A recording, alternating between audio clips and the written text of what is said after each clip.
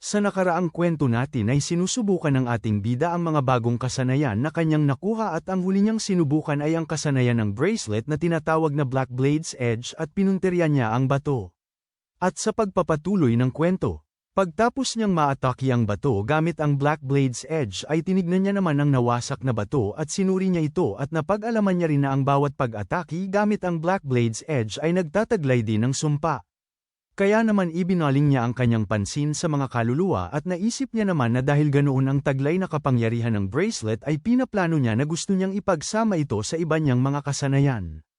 Kaya naman hindi na siya nagsayang ng oras pa at kaagad siyang nangolekta ng mga kaluluwa at nakakolekta siya ng 5 pirasong kaluluwa. Bumuo siya ng isang mahika at unti-unti itong nagiging bilog at sinabayan niya sa pag-activate ng kanyang kasanayan na tinatawag na Blazing Fire subalit bigla naman siyang nagulat at nang walang ano-ano biglang sumabog ang pinaghalo niyang kaluluwa sa kanyang apoy. Mabuti naman at nakalayo siya bago pa man tuluyang sumabog ang kanyang ginawang eksperimento. Nang nilapitan niya ang uka na gawa ng pagsabog ay naisip niya naman na mas madali niyang mapapasabog ang ulo ng butiki o orc na halimaw at naisip niya rin na 5 piraso lamang ng kaluluwa ang kanyang nagamit sa pagsabog na iyon. Kaya naman napatanong siya sa kanyang isipan na kung ano ba ang mangyayari kapag ginamit niya ang lahat ng natitirang mga kaluluwa sa paligid niya. Maya-maya pa makalipas ang ilang sandali ay nakakolekta na naman siya ng 150 na mga kaluluwa at umupo na muna siya sa bato habang tinitingnan ang kanyang sistema. At dito naisip niya na kung pwede niya bang hatiin ang 150 na mga kaluluwa sa kanyang pag-atake o gagamitin niya na lang ang lahat ng 150 na kaluluwa sa iisang pag-atake. Ayon pa sa kanya na sa kahit anong sitwasyon ay magagamit niya ang kasanayan niya na ito at iipunin niya lamang upang magamit niya at mapakinabangan sa tamang sitwasyon. Tiningnan niya naman sa kanyang sistema na kung ano ba ang ibinigay sa kanya na gantimpala ng Monster Rush na quest niya. At dito nakatanggap siya ng titulong Monster Hunter at naalala niya pa na mayroong 4 na gantimpala ang Monster Rush niya na quest. Ang titulong Monster Hunter ay ibinibigay sa manlalaro na hindi mabilang ang napatay na mga halimaw at mas madali na siyang makakapatay ng mga halimaw simula ngayon subalit ang halimaw na pinatay ng manlalaro ay maaaring magkaroon na ng pagkakataong sumpain sila sa kamatayan. Kaya naman nagtataka si Yonwoo na kung bakit ang daming mga kaluluwa ang nakapalibot sa kanya kanina dahil pala sa rason na ito. May dagdag rin sa stats ang titulo niyang Monster Hunter sa kanyang lakas na 10 at liksi na 15 at mayroong pa siyang 15% na tsansa na makapagpalabas ng nakamamatay na pagsabog kapag nanghahunt siya ng mga halimaw. Mayroon din siyang mataas na tsansa na makapukaw sa galit ng mga halimaw. Ang isa niya pang gantimpala na natanggap ay ang tinatawag na Eye of the Goblin King. Ang uri naman ng mata ng hari ng goblin ay isang hiyas o anting-anting at mayroon nitong grado na B-. Ang paglalarawan naman sa natanggap niyang gantimpala na ito ay kapag namatay ang hari ng goblin na si Cranem ay iiwan niya ang kanyang mata simbolo ng kanyang sama ng loob. Kapag naisuot naman ito ay nararamdaman ng manlalarong nagsusuot nito ang sama ng loob ng Goblin King na si Cranem at maaapektuhan siya nito sa iba't ibang paraan bagaman ang manlalaro ay makakatanggap ng ilan na kasawian at kapag naman napagtagumpayan niyang magamit ng maayos ang mata ng Haring Goblin ay mas may pakinabang ang gamit na ito. Ang Goblin King's Resentment naman ay ang manlalaro ay pinapaligiran ng katapangan na pampalakas at pinipigilan nito na maapektuhan ang manlalaro laban sa mga sama ng loob ng kalaban. Ang manlalaro na nakasuot ng mata ng Goblin ay makakatanggap ng karagdagang 10% na kapangyarihan sa pag-atake dahil sa espiritu ni Cranem. Makakatanggap din siya ng 15% na panlaban sa sumpa at lason. Sinuri niya naman ang mata ng Haring Goblin at naisip niya naman na ang bagay na kanyang hawak ay madadagdagan ang kanyang lakas sa pag-atake at panlaban din sa lason at sumpa. Kaya naman napagdesisyonan niya na suotin niya ito kasama na ang bracelet dahil ayon pa sa kanya ay maganda itong ipagsama dahil nagagawa nitong mapataas ang kanyang panlaban sa lason at sumpa at nagagawa din itong mapalakas ng dark attributes na nanggagaling sa bracelet. Ang isa niya pang natanggap ay ang tinatawag na Monsters 5-colored gem na mayroon namang grado na C+. Ang hiyas na ito ay ginawa kaakibat ng sama ng loob ng 5 uri ng iba't ibang halimaw na goblin, kobold, gnolls, lizardmen at orcs. Nakapaloob dito ang bawat abilidad ng bawat lahi ng mga halimaw. Nagustuhan naman ni Yonwoo ang patungkol sa hiyas na ito sa kadahilanang mas mapapataas nito ang stats ng kanyang pandama. Ang makukuha niya naman na abilidad na mula sa 5 uri ng halimaw ay ang una na tinatawag na Goblin's Feet na magkakaroon ng liksi ng paa ang manlalaro na may hawak ng hiyas. Pangalawa ay ang Kobold's Ears na magkakaroon naman ng malinaw na pandinig ang manlalaro. Ang pangatlo ay ang Gnoll's Nose na nagbibigay naman ng sensitibong pang-amoy. Ang pang-apat naman ay ang Lizardman's Eyes na makakatanaw ng mas malayo kaysa sa normal na layo na makikita ng tao. At ang panghuli naman ay ang Orc's Hands na magbibigay naman ng karagdagang lakas sa mga kamay ng may hawak ng hiyas. Nang mabasa yun ng ating bida ay naisip niya naman na ang mata, tainga at ang ilong ay mas mapapataas lalo ang kanyang pandama habang ang kamay naman at ang paa ay mas mapapalakas nito ang kanyang Shanpo na kasanayan. Pagtapos noon ay pinagmasdan niya naman ang kanyang nakuhang mga gantimpala at naisip niya na parang ginawa ang mga item na ito para lamang sa kanya. Nang matapos niya na lahat subukan at mapag-aralan ang kanyang mga nakuhang gantimpala ay bumalik na siya sa bahay ni Galliad. At nang makabalik na siya ay gabi na at dito nagpasalamat siya kay Galliad sa ginawa niyang tulong sa kanya. Tinanong siya ni Galliad na kung pinaplano niya bang tumungo na ngayon papunta sa Block F at tumugon naman ang ating bida na yun nga ang kanyang plano. Sagot naman ni Galliad sa kanya na mabuti dahil ayon pa sa kanya na kay Yonwoo naman na lahat ng kanyang kakailanganin. Uminom naman siya ng tubig at sa isip-isip niya na alam niyang hindi karaniwang manlalaro lang si Yonwoo dahil sa puntong pagkakita niya pa lang kung paano niya gamitin ang kasanayan niya na Shanpo na nanggaling mismo sa kanya ngunit na master kaagad nito sa maikling oras lang. Naalala niya naman dati ang isang tao kay Yonwoo na siya namang kapatid ng ating bida.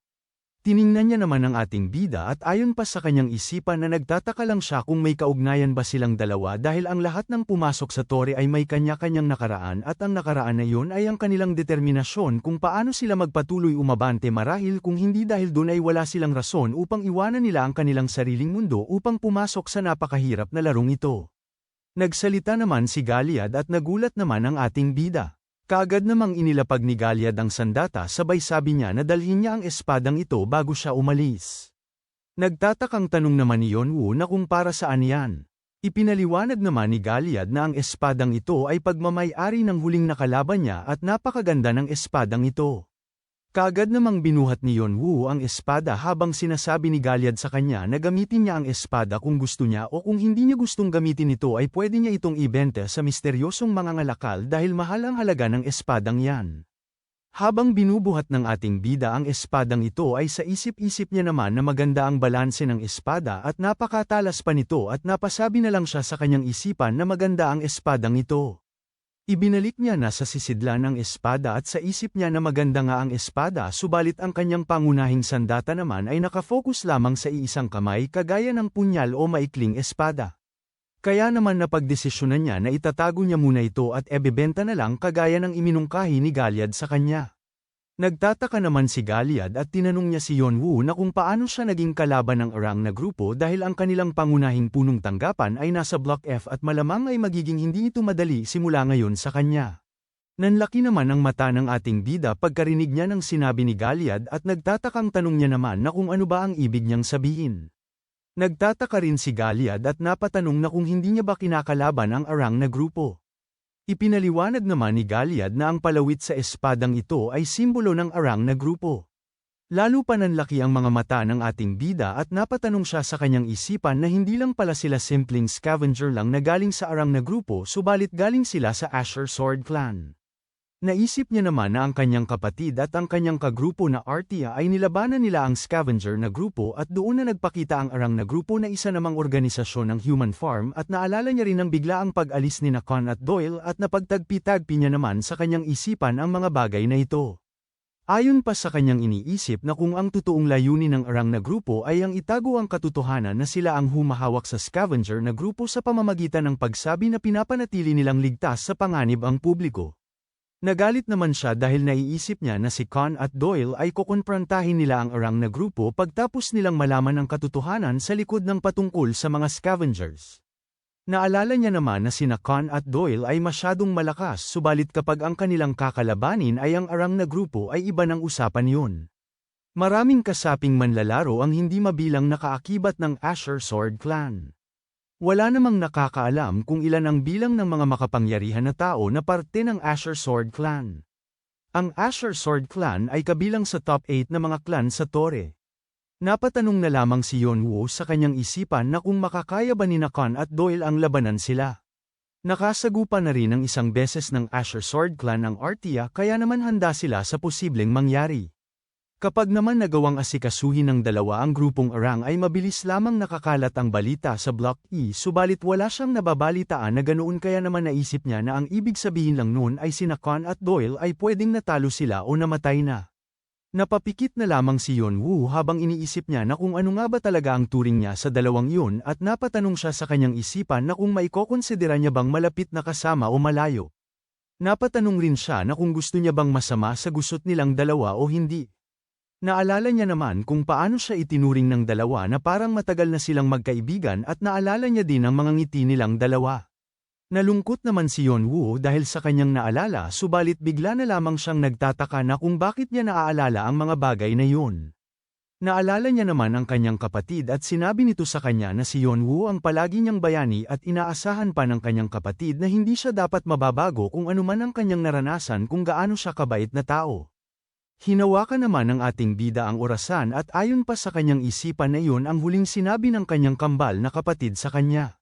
Nakapagdesisyon naman si Yonwoo na kung ano na ang kanyang gagawin at napamura na lang siya dahil hindi niya inaasahan ito dahil sa kabila ng kanyang layunin na wala siya dapat na maging kaibigan sa Tore na ito.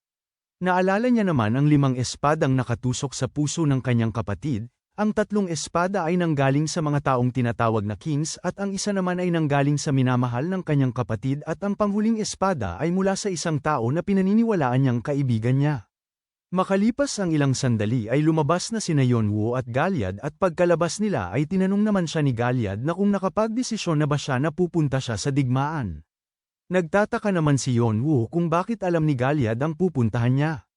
Tugon naman ni Galyad sa kanya na nakita niya ang ilang senyales sa kanya dahil isa siyang miyembro ng tinatawag na Bellicose Tribe dahil noon ay isa rin siyang tanga na lasing sa labanan kaya niya nalaman.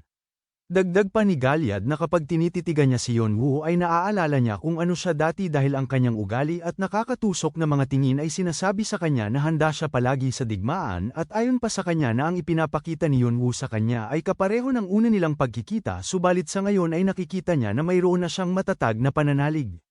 Dagdag niya pa na kung ang kagaya niya ay hindi makita ang kaunting diferensya ay siguro may ihalin tulad siya sa isang bulag kaya naman tinanong niya ang ating bida na kung kailangan niya ba ng tulong.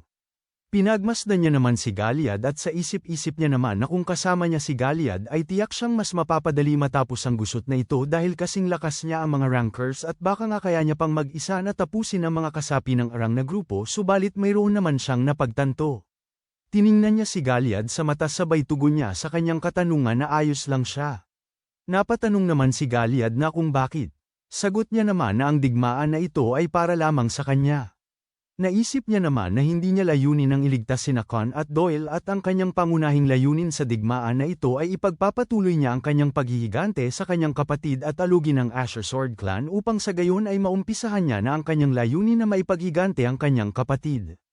At ayon pa sa kanya na hindi niya ipapasa sa ibang tao ang kanyang trabaho dahil ang digmaan na ito ay tatapusin niya ng 2 kamay niya. Sinabihan naman siya ni Galyad na hindi yun magiging madali. Tugon naman ni Yonwoo na ang mga bagay na ito kahit kailan ay hindi naging madali. Sinang-ayunan naman siya ni Galyad sa kanyang sinabi. Kaya naman sinabihan siya ni Galyad na good luck at wala naman naging tugon si Yonwoo sa kanyang sinabi at kaagad siyang tumalikod at naglakad. Habang naglalakad siya ay nagtataka naman siya na kung bakit ipinagpapatuloy pa rin ng Asher Sword Clan ang pagbuo sa human farm. Naisip niya naman na sa kanyang palagay ay hindi na kinakailangan pang mamalakad ng human farm kung ang kanilang layunin ay ang kunin lang ang mga artifacts na mga ito dahil pwede din naman nilang nakawan ang mga tao. Kaya naman labis na lamang siyang nagtataka na kung bakit pa ba sila namamalakad ng human farm dahil ayon pa sa kanya ay nakakapagod ito dahil sa kabila ng lahat ay binura na ito dati ng grupong Artia. Nagdududa naman si Yonwoo na mayroong hindi tama sa bagay na ito. Isang bagay na hindi alam ng publiko na malaking bagay pala ang nasa likod nito. Napangiti naman ang ating bida dahil naisip niya naman na kung malalaman niya ang patungkol dito ay gagamitin niya ito sa kanyang pinaplano upang patumbahin ang Asher Sword Clan. Ang 8 clan na linapastangan ang kanyang kapatid lalong-lalo na ang isang tao na sumaksak sa puso ng kanyang kapatid ay isa sa miyembro ng Asher Sword Clan. Napatingala naman siya sa kalangitan at ayon pa sa kanya na mas maaga pa ang kanyang pagkilos kaysa sa inaasahan niya dahil ang digmaan ay magsisimula na. Kaya naman sa puntong ito ay dapat siyang maging handa. Tinignan niya naman ang kanyang sistema upang malaman niya kung ilang araw na lang ba ang natitira upang matapos ang tutorial at dito mayroon na lamang siyang mahigit 3 araw at kalahati. Nagpatuloy na siya sa paglalakbay at habang naglalakad siya ay naisip niya na kailangan niyang asikasuhin ang grupo ng Arang sa loob ng 3 araw at ang natitirang oras ay gagamitin niya upang matapos ang tutorial. Pinaplano niya naman na kailangan niyang magpanik ang Asher Clan at tatakihin ng walang humpay ang mga ito at hindi niya bibigyan ng pagkakataong makapagpahinga ang mga ito. At sa puntong pagod na ang kanyang kalaban ay doon na siya aatake kung saan ang masakit sa mga ito. Ang kanyang layunin sa ngayon ay uubusin niya ang pangunahing tao sa Arang na grupo sa kanilang punong tanggapan at wala siyang ititirang buhay sa mga ito. Nanlilisik naman ang kanyang mata na para bang hayok sa pagpatay at binigyan niya naman ng palugit ang kanyang sarili na tatapusin niya lamang ito sa loob ng 1 araw. Lumipat ang eksena sa Block F sa base ng grupong Arang. Tinanong ni Build na kung anong lokasyon ng nakaputing maskara. Tugon naman ng kanyang Alip-Ores na sa ngayon ay hindi pa nila matukoy ang eksaktong lokasyon nito dahil ang Block E ay sadyang napakalawak na lugar. Tugon naman ni Build na ang lalaking nakaputing maskara ay palaging nagdadala ng gulo kahit saan man siya magpunta. Napaisip naman si Build dahil sa nangyari na hindi niya inaasahan na pinababa ng lalaking nakaputing maskara ang miyembro ng Arang sa 70% gamit lamang ang kanyang Monster Rush. At hindi rin niya nakausap ang mga baguhang manlalaro sa Squad 1 na papasok pa lang sana sa Asher Sword Clan tapos naubos niya pa at walang itinira ng mga miyembro ng Scavenger na kakabuo pa lang pagtapos nitong magiba ng Artia. At ang ibang miyembro naman ng Arang ay naubos din at maging ang mga Galami ng sumasailalim sa tutorial ay tuluyan ding nawala. Napagtanto naman ni Build na sa puntong ito ay hindi mali na sabihin niya na nawasak na ang kanilang grupo na Arang at naisip niya rin ang kanilang pagod sa kanilang pinaghirapan ng ilang taon ay wala na. Naisip niya pa na para sa kanya ay isa itong hatol ng kamatayan dahil wala nang natira sa kanilang matagal ng pinaghirapan. Pinaplano niya naman na kahit papaano ay kailangan niyang ibangon muli ang grupong Arang bago pa man malaman ng mga tao sa isla. Ayon pa sa kanya na 3 araw na lamang ang natitira at inaamin niya sa kanyang sarili na imposible niya nang mabuo ulit ang Arang na grupo na kung ano ito dati dahil wala na siyang sapat na oras. At kapag natapos na ang tutorial na ito ay malalaman na ng mga tao sa isla at sa puntong iyon ay hindi na siya makakaiwas pa sa pagpaparusa sa kanya ng mga nasa itaas. Mayroon naman siyang naiisip na solusyon at dito naalala niya ang bato na hiyas at ayon pa sa kanya na ito na lang ang magagamit niya na natatanging paraan at naisip rin niya na kukumpletuhin niya ito. Kapag naman nagtagumpay siya sa pagkumpleto nito ay magagarantiya niya na magkakaroon siya ng posisyon sa mga mataas na ranggo. Ang taong ito ay lalong matatag sa pagsasabi kung paano kailangang likhain ang bagay na iyon. Napapikit naman si Build dahil naisip niya na ang tanging rason na hanggang ngayon ay hindi pa rin matapos-tapos ang pagkumpleto niya sa hiyas ay ang pagproseso nito ay hindi madali dahil ang mga materyales na kinakailangan ay mga manlalaro o kaya naman mga halimaw ngunit kinukulang pa rin sila hanggang sa ngayon. Maya-maya pa ay bigla na lang siyang damilat dahil mayroon siyang naiisip na plano. Napangiti naman siya dahil naiisip niya na mapapasa kamay na nila ang matataas na uri ng materyales. At dito naisip niya ang nakaputing maskara dahil ayon pa sa kanya na hindi niya palalagpasin ang pagkakataong ito dahil gagamitin niya ang nakaputing maskara sa kanyang plano upang makumpleto ang hiyas dahil malapit-lapit din siya sa sitwasyon nila ngayon. Nagsalita naman ang kanyang Alip-Ores at sinabi niya na ang kanilang napag-alaman ay ang nakaputing maskara ay tatanggo sa Block F. Kaagad naman siyang inutusan ni Build na hanapin nila sa bawat sulok ng Block F ang nakaputing maskara at dalhin ito sa kanya ngayon din. Sumunod naman sa utos ang kanyang Alip-Ores at kaagad naman siyang tumalikod habang si Build naman ay pinaplano niya na gagamitin niya muna ang mga materyales na nasa kamay niya sa ngayon. Maya-maya pa makalipas ang ilang sandali ay mayroong pinuntahan si Build at dito kinamusta niya sina Con at Doyle na nakatali na at duguan at bagbog sarado pa. Pagkakita ni Con kay Build ay nagalit naman ito sa kanya. Pagkalapit ni Build sa kanilang dalawa ay tinanong siya ni Con na kung mayroon pa ba siyang sasabihin na walang katuturan sa kanila. At dagdag niya pa na hindi pa ba sapat sa kanya ang pagbabanta sa kanila. Tugon naman ni Build na mayroon lamang siyang sasabihin na isang bagay at sinabi niya na silang dalawa ay gagawin niyang materyales para sa bato na hiyas. Bigla namang nagulantang si Con pagkarinig niya sa sinabi ni Build sa kanya. Naisip niya naman na ang rason sa kung bakit nagsanib puwersa ang arang na grupo at scavenger upang patayin ang mga manlalaro at gumawa ng isang produkto sa pamamagitan ng pag-eksperimento na hindi naman dapat nag-e-exist. Sinabi ni Build kay Khan na sa orihinal nilang plano ay paunti-unti silang tutunawing dalawa upang maging kakanyahan subalit wala na silang oras sa ngayon. Pagkarinig ni Khan ay minura niya naman si Build at sinabihan niya itong bastardo na mongoloid. Sinabi naman ni Build na maswerte pa siya dahil mas mapapadali lang ang kanyang paghihirap. Tiningnan niya naman ang kanyang alip oras at sininyasan sabay alis niya sa silda nila Khan at Doyle. Labis namang nagalit si Khan dahil sa kanyang narinig mula kay Build at sa isip-isip niya naman na wala siyang pakialam kung mamatay man siya marahil ay kasalanan niya din naman dahil sa kanyang katigasan ng ulo at umaatake na lang basta-basta subalit pinagmamasdan niya naman si Doyle na walang malay magpa hanggang sa ngayon at naisip niya naman na nagsisisi siya dahil kasalanan niya kung bakit nadamay si Doyle dito dahil ayon pa sa kanya na mabuting bata si Doyle na umalis ng kanilang bahay upang sundan lamang siya nito dahil may tiwala siya sa kanya na para bang nakakatandang kapatid. Hinihiling niya rin na sana ay magawa niyang mapalaya si Doyle nang sa gayon ay mabuhay ito. Subalit napagtanto niya naman na wala na silang pag-asa pa at labis na lamang ang kanyang galit sa kanyang sarili dahil nasa kaparehong sitwasyon pa rin siya magpa hanggang sa ngayon kagaya ng dati. Maya-maya pa ay bigla silang nakaramdam ng malakas na pagyanig at napatingala sila sa itaas. Napatanong naman si Build na kung ano ang nangyayari dahil ang gusali na ito ay ginawa para sa malalakas na lindol subalit bigla na lamang itong yumanig ng napakalakas at napatanong siya sa kanyang isipan na kung ano ba ang nangyayari sa labas. Bigla namang may nagulat sa kanya na isang alip oras niya na nagkaroon ng gulo sa labas dahil may isang tao ang nakapasok sa kanilang base. Bigla namang sumigaw si Build na kung nasaan na ang nagdulot ng gulo at sa isip-isip niya naman na kung bakit nangyari pa ito sa ngayon. Sa kabilang banda naman ay umaapoy na ang taas ng gusali at ang mga taong ito ay pilit lumalaban habang may sumisigaw na pigilan ang taong nasa harapan nila at mayroon ding napatanong na kung saan nanggaling ang taong ito habang ang iba nilang kasamahan ay nakahandusay na sa sahig. Unti-unti na nilang natatanaw ang taong nasa harapan nila dahil unti-unti nang nawawala ang usok at ang taong ito ay walang iba kundi ang ating bida na umiilaw pa ang mata. Hindi na nagsayang ng oras pa si Yeonwoo at kaagad niyang inactivate ang kanyang kasanayan na tinatawag na Goblin's Feet at pagtapos nun ay kaagad naman siyang sumugod sa kanyang kalaban at dahil sa bilis niya ay nagulat naman ang isang ito dahil hindi niya akalain na nasa harapan niya na si Yeonwoo at nang walang ano-ano'y bigla siyang hinidbat ng ating bida. Pagtapos nun ay nagmasid naman siya sa kanyang paligid at dito bigla na lamang gumalaw ang mata ng Haring Goblin at dahil naramdaman niya ang panganib sa hindi matukoy na lokasyon at nang walang ano-ano'y bigla na lang may espada ang umatake sa ating bida ngunit dahil sa tulong ng mata ng Goblin ay maaga siyang nakaalis sa kanyang kinatatayuan. Sa kanyang pag-iwas ay nasa harapan niya naman ang tatlong kalaban at mayroon pang kalbo. Kaagad namang ginamit ni Yeonwoo ang kanyang kasanayan na tinatawag na Black Blade's Edge at binalutan ng itim na kaluluwa ang kanyang punyal sabay sugod niya sa tatlong kalaban na sa kanyang harapan at may isang flawless na kalbo.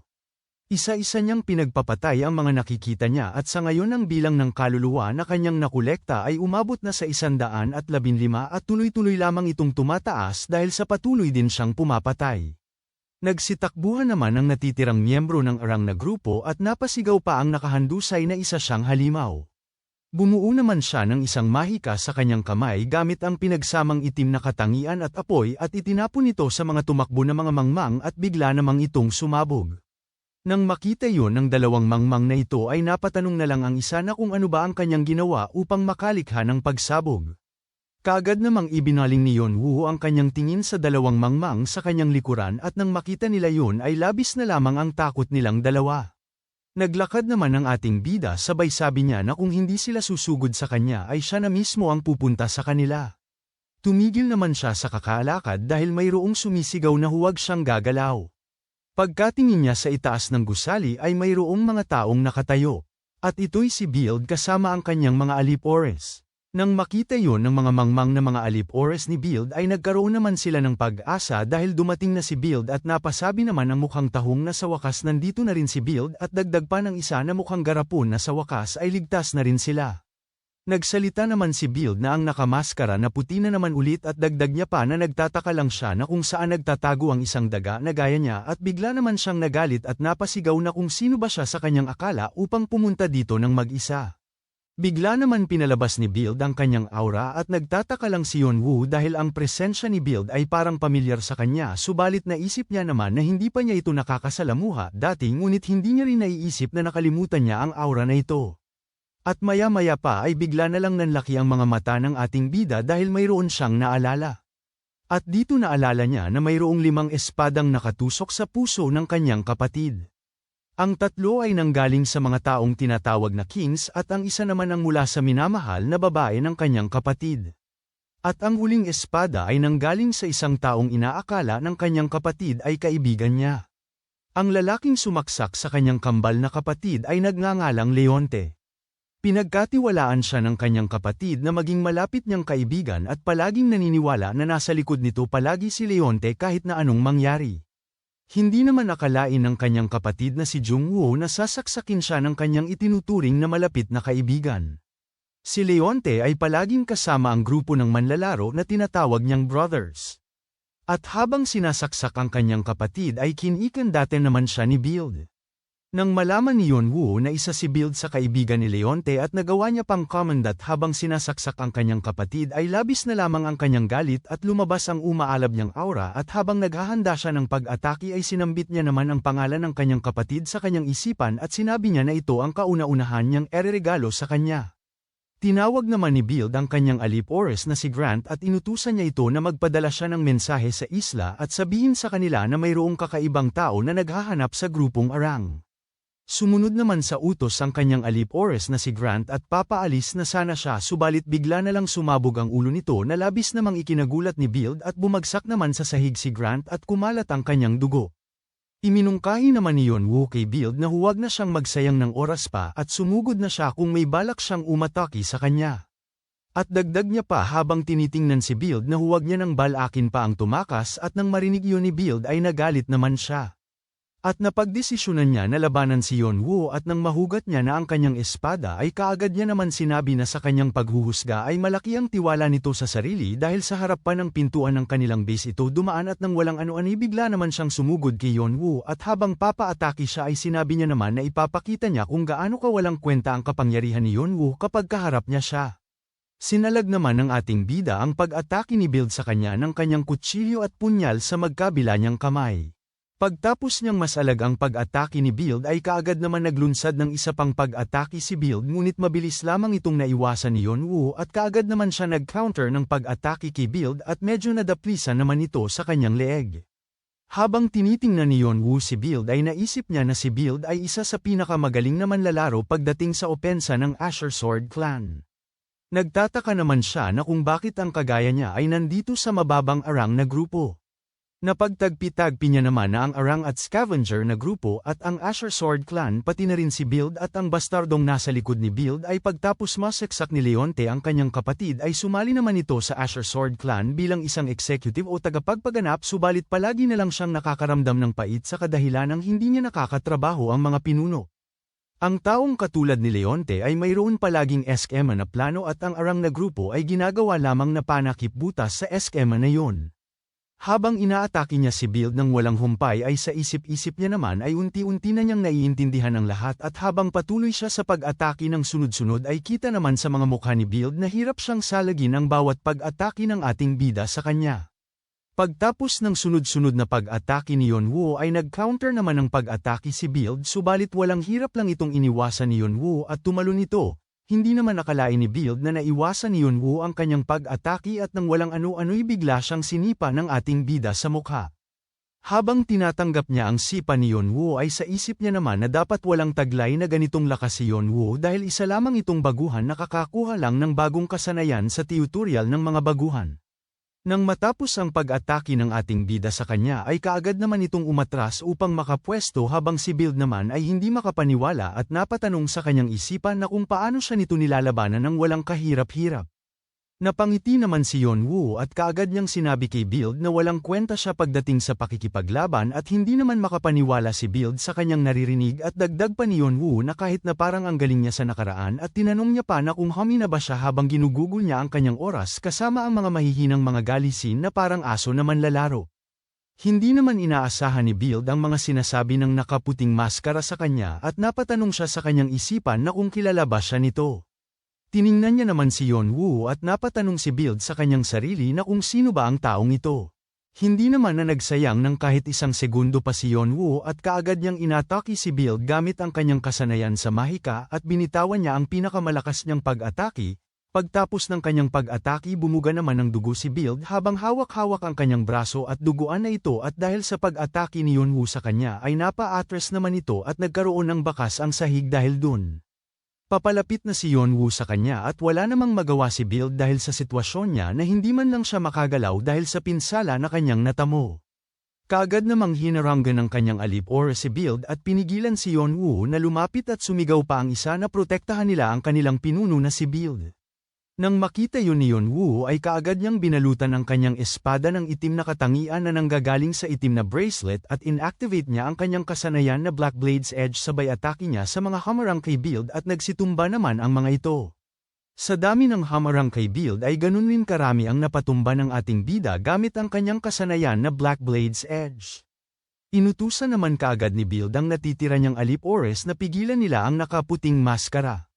Nagtinginan naman ang kanyang mga alip-oras habang nanginginig sa kaba. Nang makita yun ni Build ay kaagad niya naman inactivate ang parang microchip na sa kanyang alip-oras at nawala ng ulirat ang mga ito.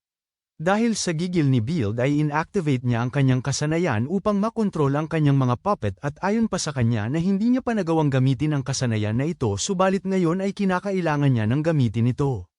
Inutusan niya naman ang kanyang mga alip-oras na sugurin ang nakaputing maskara habang siya ay papatakas at nang nakahanap na siya ng pagkakataon ay kaagad naman itong tumakbo at sa isip-isip niya naman na kakailanganin niya na ngayon ang batong hiyas at linangon niya si Yeonwoo at naisip rin niya na kaya niyang patayin ito sa pamamagitan lamang ng batong hiyas na yun. Hindi na nagsayang ng sandali si Yeonwoo at kaagad niyang ginigilitan ang mga leeg ng mga mangmang at makalipas lamang ang ilang sandali ay walang hirap niya lang inubos ang mga mangmang at naisip naman ng ating bida na ito na ang katapusan ng arang na grupo. Subalit may isa pang natitira at iyon ay si Build.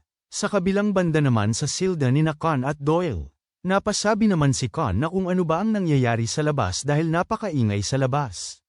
Dagdag niya pa na iniisip niya na lalabas din sana siya pagtapos ng malakas na pagsabog kanina subalit hindi naman siya makapaniwala na parang malilibing pa sila ng buhay dito at napatanong na lang siya sa kanyang sarili na kung gaano pa sila kamalas. Bigla namang nagulat si Kon dahil nagsalita na si Doyle at tinanong siya na kung ano ba ang pinagsasabi niya at dagdag niya pa na si Kon ang malas at hindi siya dahil nahuli lang naman siya sa kadahilanang sumusunod lamang siya sa kanya. Nagtatakang tanong naman ni Kon sa kanya na kung swerte pa ba siya na mahuli sila ng ganito. Tugon naman ni Doyle sa kanya na sinusuportahan niya siya at nakita niya kung gaano si Kon kamalas. Sagot naman ni Kon sa kanya na nagpapatawa na ngayon si Doyle at tinanong niya ito na kung sinusubukan niya bang magrebelde sa kanyang kuya. Sagot naman ni Doyle na ipinangako niya sa kanyang sarili na bago siya mamatay ay magre-rebelde muna siya sa kanya. Tugon naman ni Kon na kahit na dahil palaging sinasabi ni Doyle na mabuti siyang nakababatang kapatid sa kanya. Napasabi na lang si Kon na kahit ano pa man ang sabihin ni Doyle ay suko na siya dahil ayaw niya nang makipagtalo pa sa kanya. Napatanong naman siya na may pagtataka na kung ano na kaya ang ginagawa ni Cain sa ngayon. Nalungkot naman si Doyle sa kanyang narinig at napatingala na lang siya sa itaas sabay sabi niya na malamang ay nakalagpas na si Cain sa Block G kahit na wala ang tulong nilang dalawa. Sumang-ayon naman si Kon sa sinabi ni Doyle at dagdag niya pa na kung alam niya lang na mangyayari ito sa kanila ay sinabi niya na lang sana kay Cain na kung saan ang hidden piece dahil pwede niya itong magamit sa halip na sila ang gagamit. Bigla namang nanlaki ang mga mata ni Kon dahil mayroon siyang narinig na tinig na nagsasabi na pwede pa rin naman niyang sabihin sa kanya. At bigla namang bumukas ang pintuan at unti-unting sumisilip ang liwanag mula sa labas habang sina Doyle at Kon naman ay napanganga na lang sa kanilang nakikita sa kanilang harapan. At dito nakita nila ang ating bida na ang tawag nila sa kanya ay Cain. Kinaligan na sila ni Yeonwoo sabay sabi niya na napaka-miserable ng kanilang sitwasyong dalawa. Hangang-hanga naman si Doyle at tinanong niya na kung bakit nandito siya. Tugon naman ng ating bida na napadaan lamang siya dito. Napahawak naman si Kon sa kanyang leeg at sa isip-isip niya na mapait ang kanilang pagpapaalam sa kanya kaya naman lubos siyang nagpapasalamat kay Yeonwoo. Tugon naman ng ating bida na kung lubos siyang nagpapasalamat ay pwede pa rin niya namang sabihin kahit anong oras kung nasaan ang lokasyon ng tinutukoy niya na hidden piece. Pagkarinig ni Khan ay nagulat naman ito at biglang nagalit ng pabiro, sabay sabi niya na palagi na lang siyang mas nakakaangat sa kanila, subalit pagtapos niyang masabi yun ay napangiti naman si Khan sa kanya. Napahawak naman si Khan sa kanyang balikat at sa isip-isip niya na kumikirot ang bawat parte ng kanyang katawan at naisip niya rin ang posibilidad kanina na kung magagawa niya bang makalabas dito ng buhay. Nagtitigan naman sina Doyle at Khan at binulungan naman siya ni Doyle na magiging pabigat lamang sila kay Cain kapag susubukan nilang samamang tumakas sa kanya, kahit na lubos silang nagpapasalamat sa kanya dahil sa pagsagip niya sa kanila, at naisip niya naman na mas maganda kung hayaan na lang nilang dalawa na iwanan sila ni Cain dito. Nakuha naman ni Khan ang ibig sabihin ni Doyle sa kanya, kaya naman magsasalita pa sana si Khan, subalit bigla namang nagsalita si Yonwoo at sinabi niya na huwag na silang mag-alala dahil patay na ang lahat ng kasapi ng Arang na grupo. Dahil sa narinig ni Khan ay laking gulat niya naman at napatanong siya na kung ano ba ang ibig niyang sabihin. Masaya namang tinanong ni Doyle na talagang ang inasikaso ni Cain ang lahat ng kalaban. Tugon naman ni Yonwoo na nagawa niya naman. Bigla naman tinawag ni Khan ang ating bida, sabay tanong niya na kung paanong sinagot niya ang katanungan ni Doyle at hindi niya sinagot ang katanungan niya. Pinagmasdan naman ni Yonwoo ang mukha ni Khan at sa isip-isip niya naman na sana ay masuntok niya ito kahit isang beses lang. Bigla namang nagulat si Khan dahil sinabi ng ating bida na si Build ay buhay pa hanggang ngayon. Nagtatakang tanong ni Khan sa kanya na kung talaga nga bang buhay pa si Build, sabay tanong niya na naman na kung nakita niya bang bumaba si Build sabay turo sa ibaba. Sa isip-isip naman ni Yonwoo na sa palagay niya ay tama nga ang kanyang hinala, kaya naman tinanong niya si Khan na kung alam niya ba kung ano ang nasa ilalim dito. Sagot naman ni Khan sa kanya na hindi siya sigurado kung ano ito, subalit kung ano pa man ang pinaplano ng bastardong yun na iskema ay natitiyak niya na alam niya ang ginagawa nilang bagay na gamit ang mga buhay ng mga manlalaro. Maya-maya pa makalipas ang ilang sandali ay pumunta na sila sa ilalim at dito nakita nila ang mga silda na may mga dugo sa sahig at pader. Sinuri naman ni Yonwoo ang lugar at napag-alaman niyang itinago ng mga mangmang na yun ng mabuti ang human farm na ito. Naglakad na sila at habang naglalakad sila ay naamoy naman ni Yonwoo ang umaalingasaw na baho mula sa patay na mga bangkay dito. Kaya naman napatanong siya sa kanyang isipan na kung ilan na nga ba ang namatay na tao sa loob ng silda na nandito. Tiningnan niya naman ang mga dugo at ayon pa sa kanyang naiisip na sigurado siya na mayroon pang mga tao dito sa nakalipas na ilang araw, at napatanong naman siya sa kanyang isipan na kung pinatay ba nila ang mga ito sa loob lamang ng maikling panahon. Ang pinakamahusay na materyales para sa alchemy ay ang katawan ng tao at kaluluwa nito. Ang proseso na kasama ang mga materyales na ito ay lubos na ipinagbabawal sa tore, at bukod sa napakadelikado nito ay napakamahal din ito. Hindi niya naman lubos maisip na kung ano ang ginawa nila kung bakit kinakailangan nila ng napakaraming katawan at kaluluwa ng tao. Sa isip-isip naman ng ating bida na wala nang pakialam ang mga taong yun kundi ang kanilang layunin kahit na ano pa man ang paraan na gagamitin nila, at si Build ay may ihalintulad niya sa isang nakakalaso na daga. Kinuha niya naman ang kanyang sandata dahil ayon pa sa kanya na asikasuhin niya na si Build dahil nakalaya naman na si Khan at Doyle. May bigla namang napansin si Yonwoo sa kanyang gilid at pagkatingin niya ay nakatingin sa kanya ang hindi mabilang sa kamay na kaluluwa. Napagtanto naman ng ating bida na ang mga kaluluwang ito ay mga isinakripisyo ng mga manlalaro, kaya naman tinanong niya ang mga ito na kung gusto din ba nilang tulungan nila siya. Gumalaw-galaw naman ang mga kaluluwa na palatandaan na gusto nilang tumulong sa kanya, at nang makita yun ni Yonwoo ay kaagad naman siyang nagsalita na kung gusto nilang tumulong ay mayroon lamang siyang isang kondisyon na siya namang ikinagulat ng mga kaluluwa. At dagdag pa na patanong ni Yonwoo na kung interesado ba sila. Sa kabilang banda naman ay dali-dali namang pumasok si Build sa isang silid na parang natataranta. Hingal na hingal siyang binuksan ng isang kahon na may mga alikabok pa, at dito nakita niya ang isang bato na hiyas. Nanginginig pa siyang nag-aakmang hahawakan ng bato na hiyas, at napatanong siya sa kanyang isipan na kung ilan na bang oras ang kanyang nasayang para lang gawin ito. Naisip niya naman na ang kanyang mga kasamahan ay naunahan na siyang magpataas ng ranggo, subalit siya ay nandito pa rin na matiyagang naghihintay. Pinagmasdan niya naman ang bato na mayroong pagkadesperado sa kanyang mukha, at sa isip niya naman na gusto niyang patunayan sa hari na siya ay isang karapat-dapat sa serbisyo niya sa kanila. Nilunok niya naman ang bato ng walang pag-alinlangan at sa isip-isip niya na subalit sa ngayon ay uunahin niya muna ang kanyang kaligtasan. Nang nasa tiyan niya na ang bato na hiyas ay naisip niya ang sinabi ni Leonte sa kanya na mas mapapataas ang kanyang mahika sa pamamagitan lamang ng paglunok ng bato na hiyas na ito. Natatandaan niya pa ang babala sa kanya ni Leonte na mayroong dalawang mangyayari sa kanya pagtapos niyang malunok ang bato. Ang una ay kung hindi kaya ng kanyang katawan ang lakas ng bato na hiyas ay sasabog ito, at ang pangalawa ay kung makakaya naman ng kanyang katawan ang lakas ng bato na hiyas ay malaki at mahusay ang pagbabago nito sa kanyang katawan. At sinabi pa ni Leonte sa kanya na ang kumpleto na bato na hiyas ay walang tsansang sumabog. Kaya naman ang kanyang layunin ay gumawa ng bato na hiyas na mas malapit ng makumpleto sa posibleng paraan. Maya-maya pa ay nagtataka naman siya dahil ayon pa sa kanya na sa oras na ito ay dapat may pagbabago na sa kanya. Kaya naman nagtatakang tanong niya na kung ano ba ang nangyayari, at kaagad naman siyang nagalit at napatanong sa kanyang isipan na kung paanong wala pa ring nangyayari hanggang sa ngayon, at napatanong rin siya na kung mayroon ba siyang nakaligtaan o pagkukulang. Dahil sa galit niya ay sunod-sunod namang katanungan sa kanyang isipan na kung bakit hindi gumagana ito sa kanya. Makalipas lamang ang ilang sandali ay nakarinig siya ng tinig na patanong na ito lang pala kalayo ang kanyang tatakbuhin, na siyang ikinagulat niya naman. Ang taong nagsalita ay walang iba kundi ang ating bida na nasa likuran niya na umiilaw pa ang mata. Kaagad naman humarap si Build sa kanya at nagkatitigan silang dalawa. Ginamit naman ng ating bida ang kanyang kasanayan na Dragon Eyes at kinopirma niya na kung yan ba ang bato na hiyas na kanilang ginawa, at dagdag niya pa na hindi naman mukhang malakas ito. Napahawak lamang si Build sa kanyang dibdib at napatanong na kung bakit hindi gumagana ang bagay na kanyang nilunok. Pabiro namang sinabi ni Yeonwoo sa kanya na umaayon sa kanya ang plano niya. Pagkarinig ni Build ay labis naman ang galit sa kanyang mukha at tinanong niya na pasiga na kung bakit niya ba siya ginaganito, at tinanong niya pa na kung ano ba ang nagawa niyang mali sa kanya.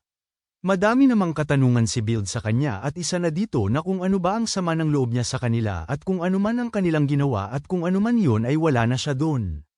Dagdag niya pa na patanong na kung bakit ba siya humahadlang sa kanilang layunin. Tinanong naman siya ni Yeonwoo na kung tinatanong niya ba kung bakit niya siya ginaganito, sabay hawak niya sa kanyang maskara at kinuha niya ito, at tinanong niya na kung tinanong niya ba kung ano ang sama ng loob niya sa kanila, at dagdag niya pa na patanong na kung masasagot na ba nito ang kanyang mga katanungan. Natigilan naman si Build pagkakita niya sa mukha ng ating bida, at lalong nanlaki pa ang kanyang mga mata habang pinagmamasdan niya si Yeonwoo ay bigla naman itong napa-atres at namutla naman siya dahil ayon pa sa kanyang isipan na imposible ito na mangyari. Lumapit naman ang ating bida kay Build habang sinasabi niya na silang lahat ay walang kaedi-ideya na kung gaano niya sila gustong makita ulit. Habang pinagmamasdan ni Build si Yeonwoo ay nakikita niya naman ang isang tao na nakita niya na pinatay sa harap niya, at napatanong siya sa kanyang sarili na kung paanong nandito sa kanyang harapan ngayon si Cha Jung-woo. Marami namang nalaman ng ating bida habang pinapahirapan niya si Build. Pagtapos ng pagkamatay ng kanyang kambal na kapatid at pagkabuwag ng grupong Artia ay maraming marahas na pagbabago sa Tore sa kadahilan ng pagkamatay ng kanyang kambal na kapatid at pagkabuwag ng Artia ay ang pangunahing layunin ng magkaalyansa ng 8 malalakas na clan sa Tore ay nakumpleto na at wala nang hahadlang pa sa kanila. Ang kapangyarihan sa Tore ay nagawa nilang mailipat, at ang mga nakaligtas na mga miyembro ng Artia ay bumulusok pababa sa kani-kanilang mga sariling landas, na dahilan naman ang pagkamit nila ng kanilang sariling gusto dahil wala nang balakid sa kanilang daan.